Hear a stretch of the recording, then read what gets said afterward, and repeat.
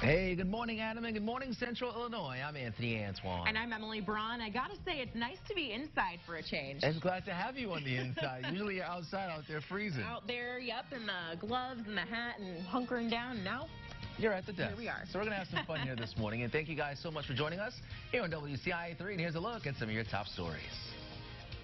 Now on WCIA 3 News. A shooting at Mattoon High School could have been much worse if it wasn't for this teacher.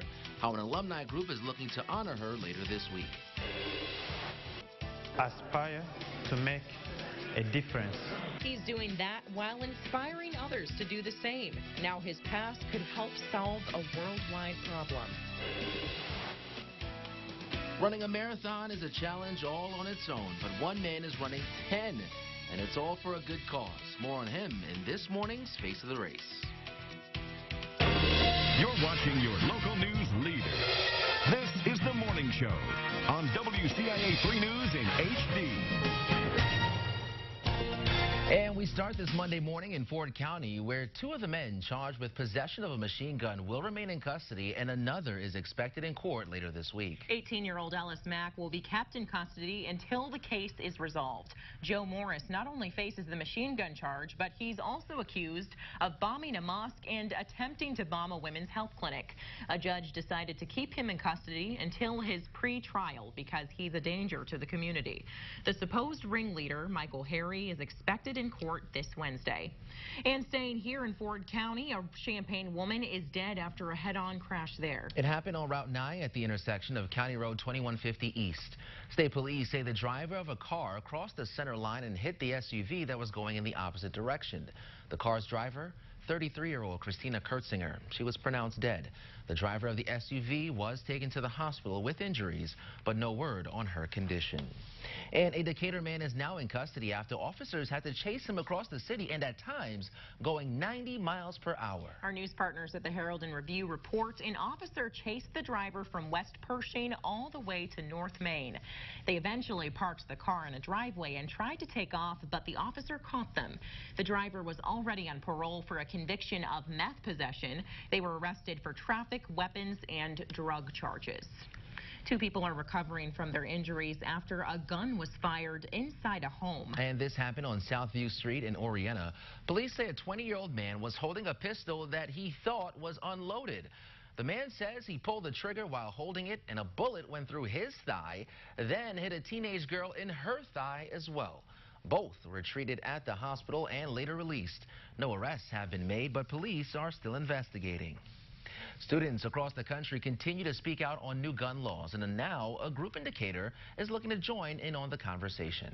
The Decatur NAACP is sending a few young men to the March for Our Lives protest in Washington, D.C. This Saturday, participants there will be taking a stand against gun violence. The NAACP is raising money to send a few more teens to what they believe is a good cause. They say any boys or men who want to be a part of the march must be in 8th through 12th grade. And one teacher who risked her life to save her students is being honored. The Mattoon High School teacher who stopped a student from seriously hurting others will now have a scholarship in her name. An alumni group is trying to raise $50,000 for the Angela McQueen Citizenship Award next week. McQueen says it's an honor, and she's proud of the students at the high school for the initiative they've shown since last fall. But they're just trying to spread some positive things and make a real difference in the world. They're basically trying to be difference makers and be the change that they want to see in the world, and that, to me, that's awesome. That's the kind of the idea of, for me, the good citizenship, is seeing those kids do those kind of things. To me, that's exciting. One graduate every year will be given the scholarship to help with college. A Mahomet woman is helping grieving parents one stitch at a time. We told you about Lisa Brandt last week. She and her volunteers sewed burial gowns for babies who have died. Brandt knows firsthand how hard it is to lose a child. She gave birth to premature triplets who died in 2014. Last year, she started the Angel Gown Project to help keep their memory alive. She donated nearly 90 gowns to Carl, and this year she hopes to make more gowns for even more hospitals. For more information on this, visit our website, IllinoisHomepage.net. Well, here's a travel note for drivers who take Route 45 between Paxton and Rantoul. The Illinois Department of Transportation will close the highway. They're starting to do some work on April the 2nd, and it will not end until the summer. So traffic is advised to take an alternate route. The detour route is US 136, I-57, and Route 9. Well, Adam, we made it. Tomorrow is spring. Another winter in the books. It is, and we're forecasting tomorrow to be a cooler day than today. I also forecasted that Florida State would be in the Sweet 16. Oh, no. Nobody wants to hear that. That's like the only one you got right, probably. Florida would not be in the Sweet 16. Come on. So just wanted to throw that out there. Anyway, let's talk about weather forecasting. You can see that the system is currently spinning across Kansas.